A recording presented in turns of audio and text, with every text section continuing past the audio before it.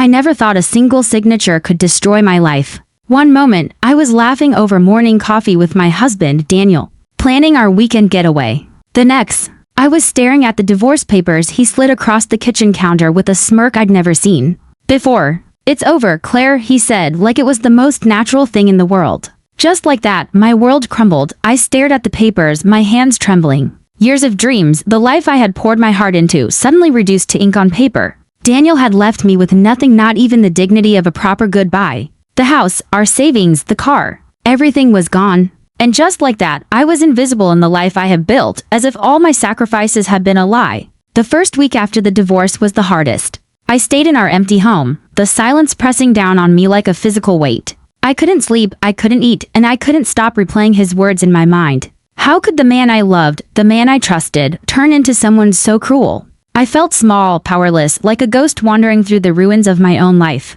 I remember the exact moment the despair hit me hardest. I was sitting in what used to be our shared bedroom, surrounded by boxes I hadn't had the strength to unpack. When I realized something terrifying, I had no one to turn to. Daniel had cut me off from all our friends, my family lived miles away. And my phone, my lifeline to the outside world, was silent. Every message I sent, every call I made, seemed to vanish into the void. I was utterly alone, and the thought made me shiver. Then came the anger. It was small at first, a flicker deep inside me, but it grew rapidly, feeding on every insult, every betrayal. How dare he take everything from me and smile while doing it? How dare he think I would crumble and disappear like a leaf in the wind? Something in me snapped that night. I realized I had a choice. I could stay broken, or I could rise and make him regret underestimating me. I didn't know how yet, but I knew one thing: I wasn't going to beg for help. I wasn't going to ask for pity. If I wanted to rebuild, I would do it myself, brick by brick. And that's when I remembered my father, Richard. He was a man who had always believed in me, even when the world didn't. He was wealthy, shrewd, and unapologetically strategic. Growing up, he taught me that money was power, and that power was the only way to protect yourself from people like Daniel. I picked up the phone and hesitated for a moment. Calling my father felt like admitting I needed help, and I hated that feeling. But desperation outweighed pride, and within minutes, I was in his office, standing across from him as he looked over the papers Daniel had left me. "You need to calm down, Claire," he said, but his eyes betrayed something else, a spark of fire. The same fire I had just discovered in myself.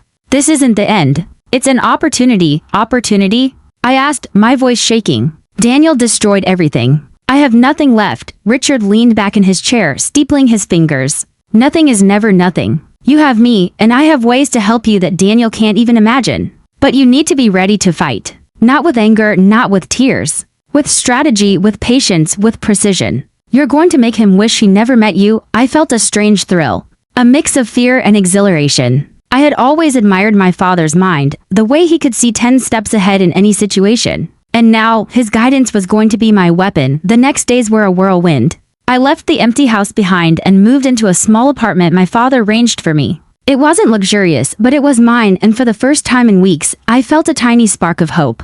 My father handed me a notebook and said, "Start planning. Not for revenge out of spite, but to reclaim what is rightfully yours. Daniel thinks he has won, but he hasn't seen anything yet." I started small, researching his business, his habits, his weaknesses. Every detail I uncovered fueled my resolve. I wasn't doing this just for me. I was doing it for every moment I had lost, every insult I had swallowed, every dream he had crushed. I wanted him to feel the weight of what he had done, but not in a way that would destroy me. I wanted power, leverage, respect, and as the days passed, I realized something important. Anger alone wasn't enough. I needed a plan, patience, and allies. That's when my father revealed the first part of his strategy, his card. A financial and legal maneuver that could change everything in my favor. It wasn't just money. It was influence, it was leverage. It was the kind of move that could make Daniel wish he had never crossed me. I couldn't stop thinking about him, the smug, arrogant face that had haunted my nights. I wanted to see the shock in his eyes when I stepped out of the ashes. Not as the broken woman he left behind, but as someone untouchable, unstoppable, and undeniable. That night, I slept with a strange mix of fear and excitement. Fear of failure, yes, but excitement at the thought of the life I was about to reclaim. I had lost everything, but I had something he could never take from me: the determination to rise. And a father who believed in me. And so, my journey began. Not with revenge for revenge's sake, but with the kind of meticulous, unstoppable plan that would change everything. Daniel thought he had won, but he had only awakened a force he could never control. Asterisk the next morning, I woke with a clarity I hadn't felt in months. The sun filtered through the blinds of my small apartment, casting thin lines of gold across my face, and for the first time, I didn't feel broken. I didn't feel lost. I felt focused. Everything Daniel had taken from me, I would rebuild twice over. And everything he had done to me, he would face a quiet storm he'd never see coming. My father arrived unannounced, as he always did. He walked into my apartment with the confidence of a man who had shaped empires and destroyed competitors with a single phone call. He didn't waste time. He placed a sleek black envelope on my table and sat down. I stared at it, confused. "What's this?" I asked. "Your beginning," he said. I opened it slowly, expecting documents, maybe a contract. But instead, it was a single metallic card, silver, heavy, and unlike anything I'd ever held. My father watched me carefully. "This card has access to a private fund," he said. "Not a loan. Not a gift. A resource. You'll use it to build your new life on your terms. This is not to splurge. This is to rise. And when you rise strategically." I ran my fingers over the cold metal, feeling a rush of power I hadn't felt in years. "Why me? Why now?" My father's expression softened. "Because I let you fall once, thinking you needed to learn the world yourself. But Daniel didn't just leave. He stripped you of your dignity, and I will not allow him to walk away untouched. But remember, this is not about destroying him. It's about rebuilding you so strongly that his loss becomes the natural consequence." His words hit me deeper than I expected. It wasn't about revenge anymore. It was about reclaiming myself. I didn't waste a second. I began with the one thing Daniel always hated about me: my ambition. He used to say I dreamed too big, that women like me should stay small so men like him could shine. Hearing my father say the opposite felt like a breath of fresh air. I enrolled in a business management course and threw myself into studying. Every night, I burned through lessons, case studies, and financial strategies, while Daniel posted pictures with his new girlfriend. Yes, he had moved on that fast. I built the foundation of my new life in silence, but I didn't stop there. Using my father's card, I started investing in myself. I bought a laptop, attended networking events, and met people, real people, ambitious people. People who saw my potential, not my past. I felt myself changing, becoming someone sharper, stronger. I created a business plan. Something Daniel had laughed at years ago. "You'll never run a company," he had said. "You're too emotional." I smiled at the memory now, realizing that the very emotion he mocked was the fire pushing me forward. One evening, while I was working on my laptop at a quiet cafe in downtown Seattle, I saw him, Daniel, walking in with the same cocky stride, his hand wrapped around a woman barely in her 20s. He didn't notice me at first, but when he did, his smirk returned, the smirk that had haunted me for months. "Well, look who it is," he said, stepping closer. "I didn't expect to find you here. Shouldn't you be?" "I don't know, struggling." His girlfriend laughed softly, thinking it was a joke. I closed my laptop calmly. "Good to see you too, Daniel." He stared at me for a moment, his eyes scanning my clothes, my face, my surroundings, searching for signs of weakness. Lines of irritation appeared on his forehead when he didn't find any. "You look different," he said. "Trying something new?" "No," I replied. "Just moving forward." He scoffed, but something in his expression shifted. He wasn't used to seeing me confident. He wasn't used to seeing me calm. It unsettled him. He leaned forward slightly. "You know, Claire, you should have accepted things. You weren't cut out for the life we built." I made the right decision, but this time his words didn't pierce me. They didn't even scratch me. I looked him straight in the eye. "You only think you made the right decision because you don't know what's coming next," he frowned. "What's that supposed to mean?" I didn't answer. I didn't need to. I picked up my laptop, smiled politely, and walked out, leaving him confused. That moment changed something in me. For the first time, I saw fear in his eyes, not fear of me, but fear of the unknown. And that was more satisfying than any argument, any revenge speech, any confrontation. The best revenge wasn't a slap, it was silence, progress, and the slow realization that he had lost the very thing he thought he could replace. Over the next few weeks, opportunities began opening like doors in a long hallway. I partnered with two women who were starting a financial consultancy firm. My experience with Daniel's company, years of unpaid emotional labor, suddenly became valuable. I wasn't just rebuilding. I was succeeding, and Daniel had no idea. But life had a way of revealing the truth at the perfect time. One morning, my father called. His voice carried the tone I'd come to understand well. "Business mode, we need to talk," he said. I drove to his office, my stomach twisting with nerves. When I walked in, he was standing by the window, looking out at the city. "Your ex-husband," he began, "is about to face a problem he created himself." I stood still. "What kind of problem?" He turned, eyes sharp.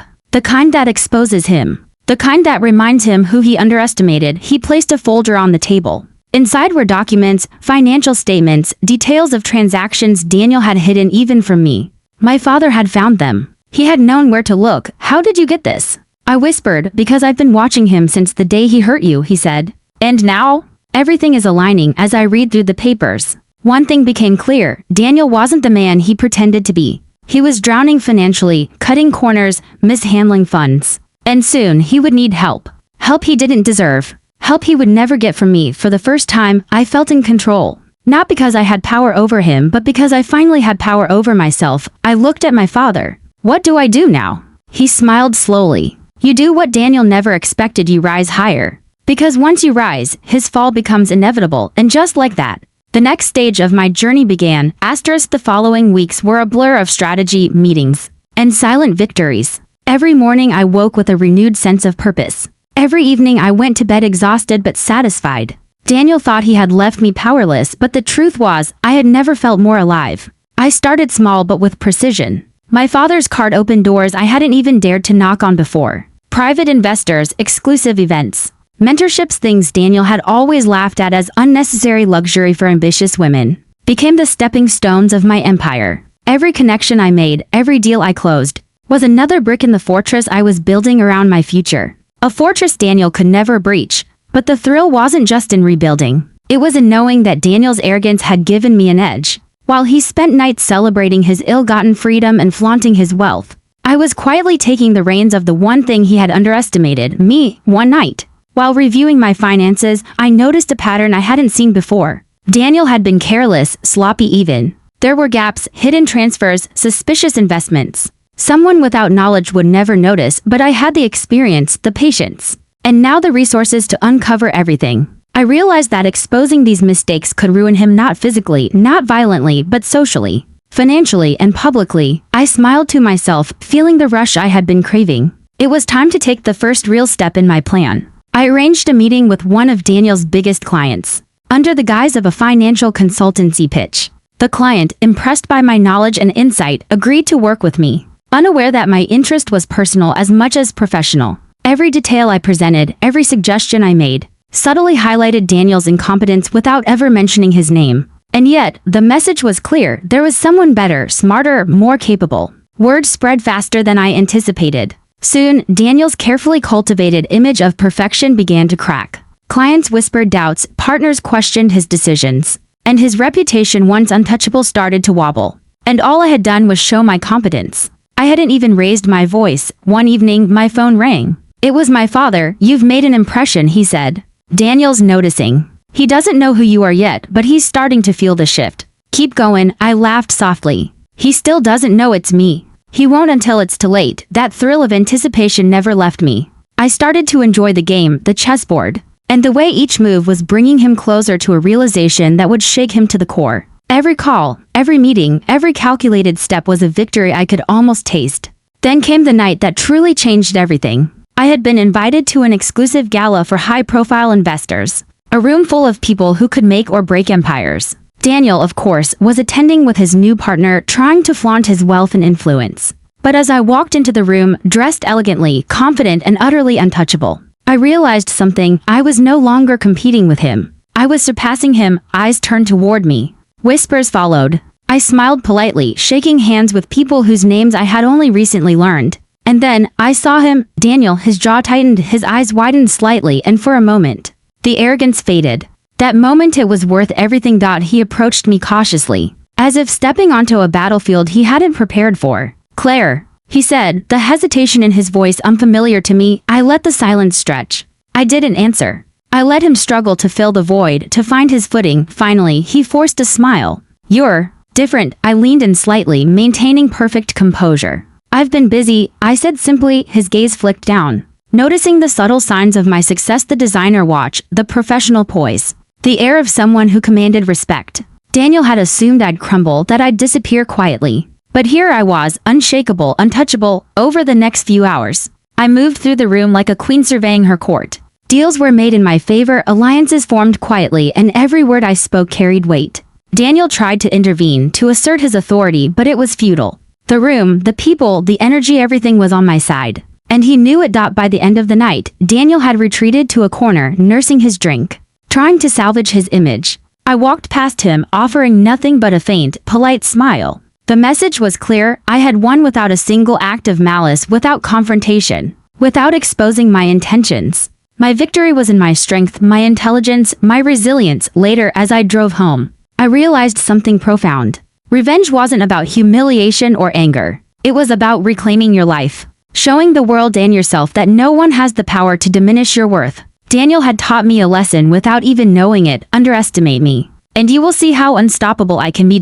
My father's words echoed in my mind: once you rise, his fall becomes inevitable, and I knew he was right. Over the next few days, I continued to solidify my presence. My consultancy began attracting clients who had once been loyal to Daniel. My reputation grew, and with it, his insecurities. Each phone call, each meeting, each successful pitch was a silent message: you thought you broke me. You were wrong. One evening, I returned to my apartment to find an envelope slipped under my door. Inside was a single note: we need to talk. You're making things complicated. I smiled. Daniel's arrogance had finally met reality. He had seen the ripple effects of my actions and was forced to acknowledge them. But I didn't rush to respond. I let him stew in the uncertainty, just as I had waited while he destroyed me. And in that waiting, I realized the truth: power isn't loud. It's quiet. It's deliberate. And when wielded correctly, it changes everything. I sat at my desk, opening my laptop and reviewing my progress. Every step, every calculation, every careful move was bringing me closer to the ultimate goal: reclaiming my life fully, and ensuring Daniel felt the consequences of his choices, without ever having to lift a finger in anger. For the first time in months, I felt the thrill of control, and I knew this was only the beginning. The next morning, I woke with a strange calmness, the kind that sinks into your bones when you finally know what you're capable of. Daniel's note sat on my kitchen counter, untouched since last night. I read it again, not because I needed to, but because I enjoyed the shift in his tone. Gone was the arrogance, the confidence, the entitlement. What remained was uncertainty, his least favorite emotion, but I wasn't going to rush to him. I had learned patience. I had learned silence. Those were the tools that had built my comeback, and they were the tools that would complete it. I went on with my day as planned. Meetings, calls, a new client wanting to sign a long-term contract with my firm. Every moment reminded me how far I had come, not because of luck, not because of Daniel, but because I had rebuilt myself from nothing. I moved with a confidence that didn't need to be displayed, it simply existed. It wasn't until evening that I finally agreed to meet him. I chose the location carefully: a quiet rooftop lounge overlooking the city. Neutral, public, but intimate enough that he couldn't hide behind a performance. I arrived early, ordering a drink and sitting at a corner table. When Daniel walked in, he looked smaller. Not physically, but in presence. His suit looked more expensive than ever, but it hung on him without power. He approached the table with forced calmness. "Claire," he said, pulling out a chair. "You look..." Well, I nodded once. "I am." He hesitated, as if searching for the right words. "I think there's been some misunderstanding." "No misunderstanding," I replied softly. "Just consequences." He flinched slightly, and I saw the cracks forming. For years, Daniel had relied on control, on dominance, on being the center of every room. Now, faced with someone he had underestimated, he didn't know how to navigate the conversation. "I heard you've been meeting my clients," he said, trying to sound casual. "They've been switching over." "Almost all of them." "That's business," I said. "You taught me that, remember?" He swallowed hard. "Claire, whatever's happening between us, it doesn't have to be this way." I almost laughed. Not out of cruelty, but disbelief. He wanted mercy now, after stripping me down to nothing? After leaving me with empty bank accounts and empty promises? But I didn't raise my voice. I didn't insult him. I didn't act angry. True power didn't need it. "I didn't come here to argue," I said, meeting his eyes. "I came here so you could see what strength looks like." He blinked. "Strength?" I nodded. "You left me with nothing, Daniel, nothing. You wanted me to break. But instead, you reminded me who I am. I'm not the woman you tried to control. I'm not the woman you tried to silence. I'm the woman you underestimated." His jaw tightened. He hated losing control of the narrative. I continued. "The clients who left you didn't leave because of me. They left because of you. Because you got sloppy. Because you stopped caring. Because you assumed the world owed you loyalty." His face stiffened, and for a moment, the mask fell. He looked frightened. Not of me, but of the truth he had never wanted to face. "Claire," he said quietly, "I'm losing everything. The company. The investors. The board is questioning my decisions." I let the silence hang. It was a silence filled with justice, not revenge. I thought you loved me, he whispered. Almost to himself. I did, I answered. But love doesn't blind me anymore. He leaned forward desperately. Are you doing this because of the divorce? I shook my head. No. I'm doing this because you taught me how dangerous it is to give someone else power over your life. I'm doing this because I won't let anyone ever again take what I've built. He stared at me. And I realized what his true fear was. It wasn't losing clients. It wasn't losing the company. It was losing control of the narrative he had written for both of us. A narrative where he was the victor and I was the invisible footnote. I stood up slowly, placing my bag over my shoulder. You wanted to end my story, I said. But you only ended your chapter in it. He stood quickly, panic rising in his voice. Claire, wait, but I didn't. I walked away, leaving him at the rooftop's edge, staring helplessly at the city he once believed he owned. As I stepped into the elevator, I exhaled deeply, not from anger, not from relief, but from closure. Over the next few weeks, everything unfolded naturally without any push from me. His financial mismanagement was uncovered by his own board. Investors backed out. Clients withdrew contracts. A quiet storm he had created himself hit him with full force. People whispered. Articles surfaced. The confident, polished Daniel became a cautionary tale in business communities. But I didn't celebrate. I didn't gloat. I didn't even mention him. I just kept building. My consultancy expanded. My reputation grew. I moved into a stunning office overlooking the city, the same city where I once felt invisible. People respected me not because of my father's card, but because of what I did with it. The card wasn't the success I was. Weeks later, my father visited my new office. He looked around with a proud smile. You did well, Claire. I shook my head gently. We did well, he laughed. I only handed you a tool. You built the empire. He was right. I had rebuilt myself with courage, intelligence, and determination. Not to hurt Daniel. Not to outshine him. But to prove to myself that no one could write my story but me. That night, as I stood by the window of my office, staring at the shimmering lights of the city, my phone buzzed. A message from an unknown number. I'm sorry. I read it once, then deleted it. Not out of hate, but because I didn't need anything from my past to validate my present. I wasn't the woman Daniel tried to break.